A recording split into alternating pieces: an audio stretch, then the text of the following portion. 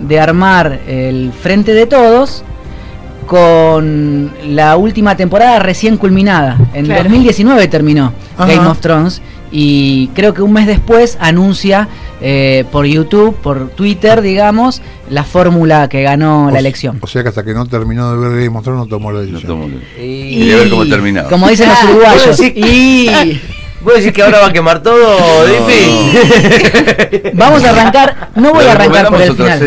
No voy a arrancar por el final. Claro, exactamente. No voy a arrancar por el final porque hoy hay dos temas centrales en la agenda mediática. No voy a arrancar por el final porque hay dos temas importantes en la agenda de hoy. Hay uno que es tapa y se lleva casi todo el centimetraje de los principales diarios argentinos, y hay otro que está un cachito más corrido al costado, pero que es importante también. Uno es el relato que versa sobre la tendencia a él, y la Cámpora no paraba de tirarle dardos antes del cierre de listas que ocurrió en junio del 19. ¿Cómo olvidar? No pasa nada si todos los traidores llevan con Massa. Bueno, hasta las últimas 48 horas había dirigentes de la Cámpora que decían: no, Massa está afuera, Massa no entra, si viene, viene solo y en último lugar. O sea, lo ningunearon todo el tiempo, terminó siendo el presidente de la Cámara de Diputados, ¿sí? Y el que terciaba para que Massa fuese parte y fuese protagonista del Frente de Todos era Alberto Fernández. A mí me contestó en una entrevista Alberto Fernández en aquellas semanas que Massa me dirá 5, me dirá 10, me dirá 15, pero mide y hay que tenerlo adentro. Y Massa tiene que jugar, decía Alberto Fernández. Alberto jugaba para Massa cuando Cristina le desconfiaba a Massa y le había levantado el veto a él porque lo había propuesto como candidato a presidente. Bueno, desde ese momento en adelante Massa fue construyendo una relación en la cual limó asperezas con toda la Cámpora a partir de su vínculo con Máximo Kirchner en la Cámara Baja. Claro. Durante 2020, sobre todo, trabaron una especie de amistad o relación de sumo compañerismo y entendimiento. Se encontraron una sociedad política que puso en marcha la Cámara Baja con algunos éxitos, incluso a pesar de las diferencias ideológicas, incluso a pesar de las resistencias de Sergio Massa a proyectos capitales, nodales del Frente de Todos, como el del aporte solidario y extraordinario. Massa renegó muchísimo de ese proyecto de ley, no lo quiso poner en tratamiento, y fue Máximo Kirchner el que lo empujó junto con Carlos Heller. Es un proyecto de autoría de la CTA, de Hugo Yasky. Lo fue empujando y lo fue persuadiendo hasta que Massa se vio arrinconado y aceptó incluso poner la mocha en el proyecto. Llegó bañadito ahí, me acuerdo. Bien, entonces esta es, si querés, la trayectoria de Massa dentro del Frente de Todos. Primero resistido, luego, podríamos decir ahora, en este momento, impulsado como uno de los posibles precandidatos para el año que viene. Dicho requerido, digamos. Sí, ¿no? Dicho esto. De rechazado a requerido. De rechazado a requerido, sí. Dicho esto, hay que encontrar. No, por favor. Hay que encontrar otro aspecto importante de los últimos días en los movimientos de Sergio Massa, y es el hecho de que está propiciando lo que él siempre dijo, si querés, tomado o copiado del dualdismo, el pacto de la Moncloa Argentina, ¿no? Ese perdón o entendimiento entre la clase dominante, los empresarios y los sindicatos, es decir, el acuerdo de cúpulas para que todo siga más o menos como está y nos perdonemos entre todos, ya con una situación ultra desventajosa para los sectores populares. El pacto de la Moncloa español era lo que se labró la salida del franquismo para que no solo no se revisaran los crímenes de la dictadura franquista, sino también y principalmente para que rigieran acuerdos ultra perjudiciales para los sectores populares y la clase trabajadora. Bueno, pacto de la Moncloa a la Argentina, no sabemos muy bien qué puede llegar a ser, sí sabemos cuál es el antecedente español. Y Massa lo viene promoviendo y en las últimas 48 horas ganó muchísimo volumen porque en la Cena de Conciencia, que es una ONG que cumplió 40 años de funcionamiento y fueron muchos dirigentes políticos, desde Sergio Massa hasta Gerardo Morales y Rodríguez Larreta, y ahí Massa les dijo, les fue tirando a cada uno de los comensales: che, hagamos un pacto de la Moncloa, che, vamos a juntarnos, che, juntemos a los líderes de la oposición y hablemos de esto. Armó un grupo de WhatsApp que se llama Moncloa.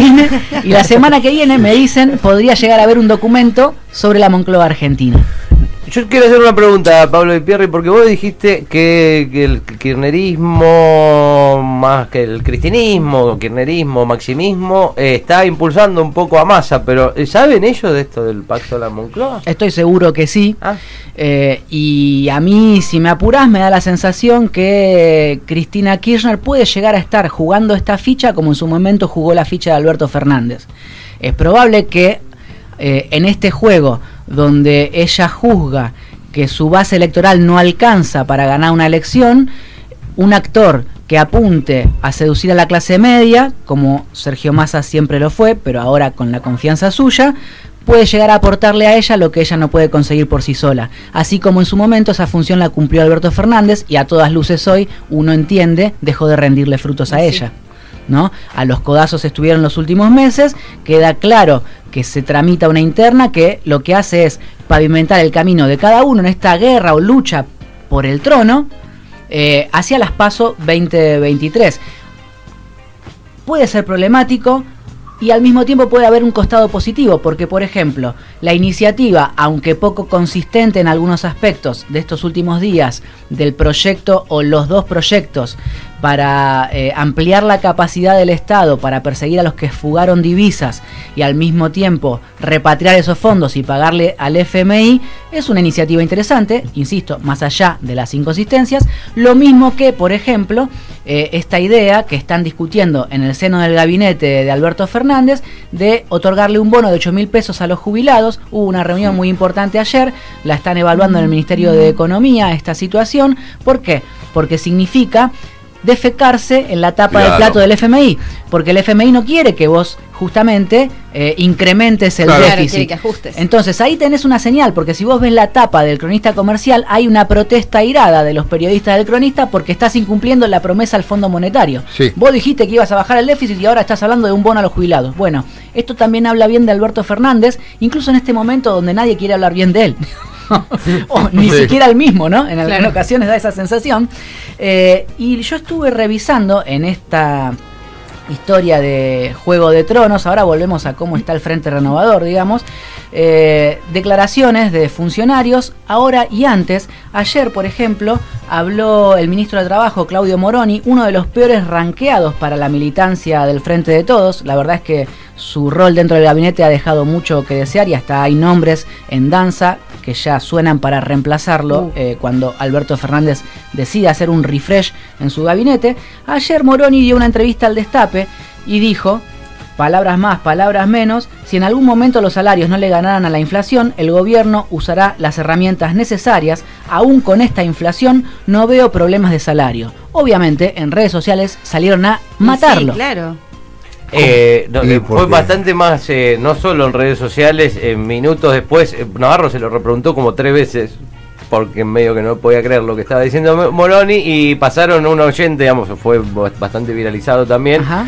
Que llamó y se puso muy mal, se quebró en un momento el oyente diciendo, mirá, Moroni, tengo un laburo en blanco y estoy comiendo la comida que le dan en el colegio a mi hijo. Digo, no le estoy ganando la inflación, le fue el mensaje. Claro, sí. Una insensibilidad muy grande del ministro de Trabajo y al mismo tiempo una insensibilidad que puede ser respaldada por estadísticas oficiales. Si vos vas al INDEC, diciembre 2021, el incremento salarial interanual promedio es del 53,4% y la inflación estuvo por debajo. Con esto no quiero defender al ministro, insisto, es de los peores ranqueados en el gabinete de Alberto Fernández. Es un ministro que, lo que pasa es que se ha entendido mejor con las corporaciones empresarias que con los sindicatos. El ministro, además de conocer los números del INDEC, tiene que conocer cuánto es un salario. Entonces, si el tipo sabe que un salario son 60.000 pesos, claro, tienen que entender que con eso la gente no le alcanza para comer. No, y además volvamos a lo que decíamos al principio. ¿Qué le importa y qué nos importa lo que diga el INDEC? El problema es que los salarios por eso yo tiraba joda en la apertura, que nadie le cree al INDEC, nadie le cree a INDEC, yo te creo. Sí. Yo te creo, pero INDEC. No te importa el INDEC.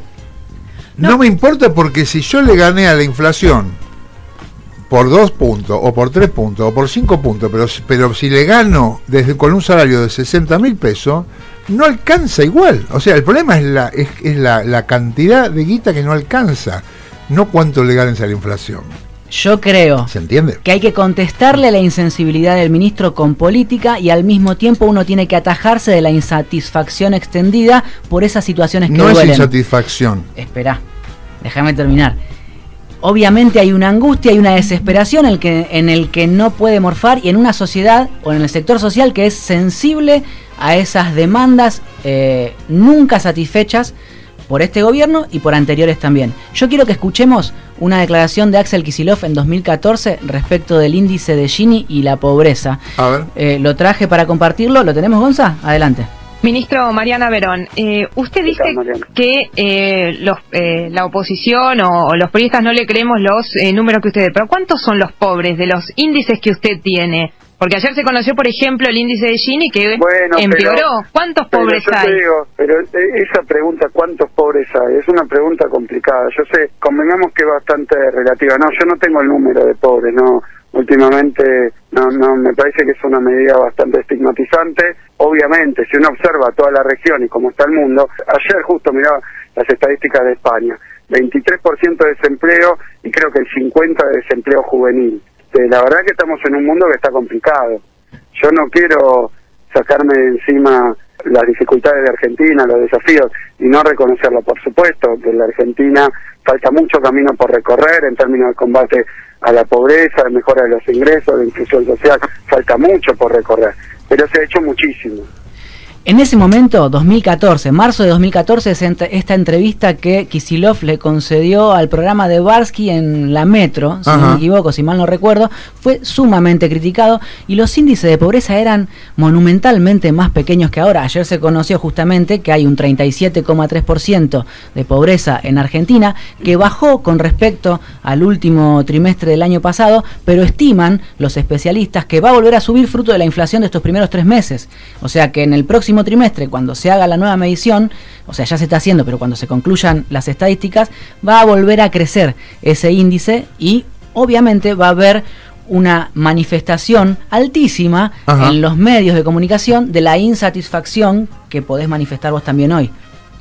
Y pensaba que, volviendo a lo que charlamos en la apertura, o sea, habíamos concluido, o al menos tirado la idea de que los índices servían como herramienta para quienes tienen que tomar decisiones. Ahora, quienes somos asalariados no tomamos decisiones, sino que vemos una realidad que no tiene que ver con la que al menos dice el ministro. Por eso es hasta complicada la situación actual del Frente de Todos, donde hay dirigentes que están ya jugando el camino al 2023 porque interpretan, yo digo acá habitualmente que cada parte tiene escrita el epitafio de la coalición, echándole culpas a la otra parte, ¿sí? Entonces interpretan que esta experiencia se agotó y vamos a la pelea interna, mientras el índice de pobreza aparece con este crecimiento, o si querés, comparado con el año pasado, hubo una especie de merma que alivia, pero que lo atribuyen los especialistas, insisto, en mediciones de este tipo, al hecho de que en la campaña electoral se volcó muchísimo dinero a los sectores populares para revertir el resultado de las PASO. Sí. Entonces, por eso impacta en el último trimestre del 2021 positivamente en las mediciones, pero que va a volver a subir ahora por la inflación de los últimos 3 meses. Vamos a ver si este gobierno logra encontrar la forma de contener con nuevas medidas concretas, no solamente con inyección de dinero sobre los sectores populares, sino también con generación de empleo, que era un dato que dimos que era positivo en los últimos meses, una caída del desempleo al 7%, porque lo que va a generarse es muchísima más irritación. Y ahí sí me quiero meter con una pregunta ya por encima de esta disputa por el trono, por heredar el poder, por conducir la Argentina, y tiene que ver con el hecho de que tal vez debió asumirse tempranamente en esta experiencia gubernamental que no se iba a poder resolver todo de la noche a la mañana como se prometía en campaña electoral en el 19. Sí. O sea, la devastación del macrismo fue tan grande como la de la dictadura militar en términos económicos y sociales. Entonces, si de la dictadura militar para que hubiese kirchnerismo, tardaste tanto tiempo. Imagínate lo que vas a tardar después del macrismo, que hizo lo que hizo con el apoyo social y político en las urnas. Vas a tardar mucho más, o tal vez no más, pero vas a tardar un montón también. Entonces, ¿cómo haces para responder a esta angustia de gente que la pasa como el traste y vos, desde la política, no podés resolver como deberías? Bueno, no sé, yo tengo un montón de respuestas. Yo pregunto. No, porque es verdad que el gobierno, o sea, este gobierno asume sin querer hablar del pasado. Entonces yo, mientras escuchaba hablar, me acordaba cuando la gente se daba de baja del gas, la gente cortaba el gas de sus casas. De esto no nos acordamos, el gobierno tampoco lo recuerda, nosotros lo dejamos de acordar. Ahora la gente se volvió a enganchar con el gas, por supuesto que el gas sigue siendo un problema, no hay guita, no alcanza.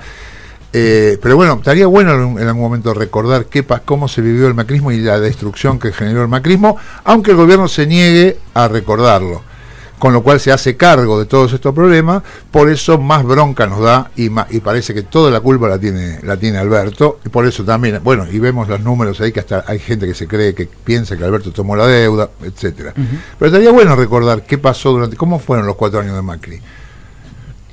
Cómo era la pérdida, cuántas pymes cerraban por día, cómo la gente hacía cola para que le sacaran el gas de la casa porque no lo podía pagar, cómo la gente se cagaba de frío, cómo los viejos se cagaban de hambre. ¿Sabés qué más hace falta? Tener una mirada histórica un poco más amplia que en el periodo corto de 2015, 2019 y 2019-2021. Porque así como yo te digo que es comparable lo que hizo el macrismo con lo que hizo la dictadura, justamente cuando vos, esta mañana leía un documento del Cefidar, que es, digamos, una institución que reúne economistas y pensadores de este lado, digamos, del campo popular, lo que plantea es que hay un proceso de decaimiento de los salarios planificado por la clase dominante desde el 74 para acá, con dictadura o gobiernos neoliberales mediante, y que ahí tenés el ciclo histórico más amplio, más grande, contra el cual vos te estás peleando. Vos no te estás peleando solamente contra tu imposibilidad estatal de revertir lo que hizo el macrismo. Estás peleando o estás dando una lucha de clases donde te vienen ganando hace 40 años o más. Por eso, bueno, y otra de las respuestas que yo tengo, está bueno en un momento como este tener ministros a la altura de las circunstancias y no el ministro Moroni, que cuando le decís, loco, a la gente le va mal, no le alcanza la plata, te dice, no, le ganamos la inflación. No hay que ser estúpido.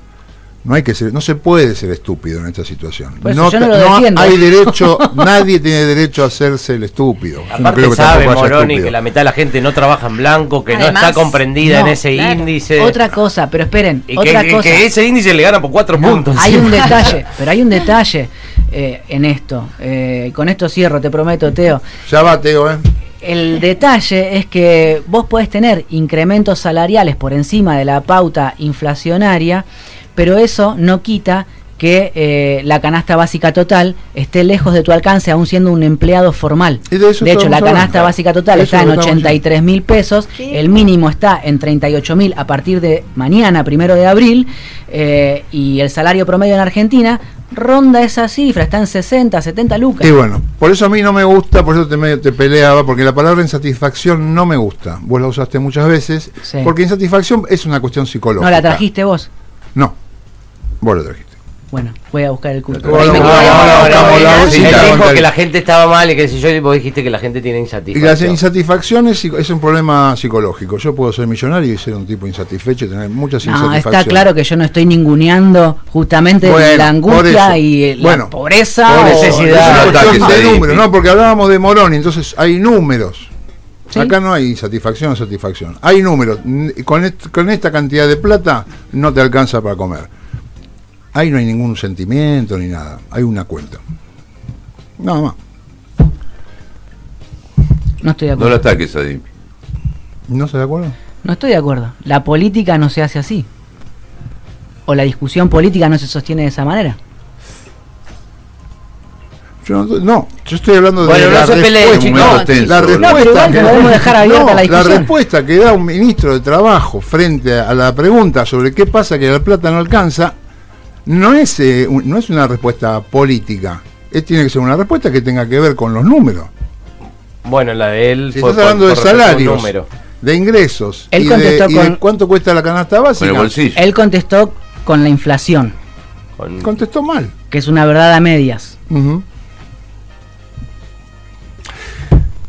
Bueno, veníamos bien. Y yo no lo defiendo a Moroni. Lo que digo es que la discusión es mucho más compleja que en Twitter. Sí, por supuesto, pero acá estábamos discutiendo un punto, este punto. No estoy abriendo toda la discusión a todo. Sigámosla. La seguimos. Ahora, Marcelo,